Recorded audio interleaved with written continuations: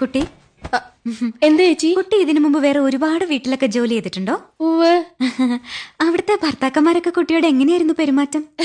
ഭർത്താക്കന്മാരൊക്കെ വളരെ സ്നേഹത്തോടെയാ പെരുമാറിയിരുന്നത്.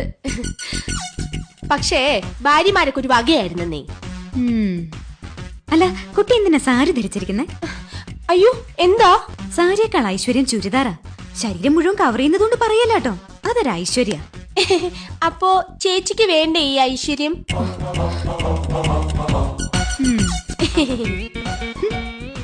അതെ. എന്താ ചേച്ചി? കുട്ടിക്കറിയോ, വടക്കേന്ത്യയിൽ ഒരു വീട്ടില് വീട്ടുകാരന്റെ അടുത്ത് അവിടുത്തെ ജോലിക്കാരി അറിയാതൊന്ന് സംസാരിച്ചു.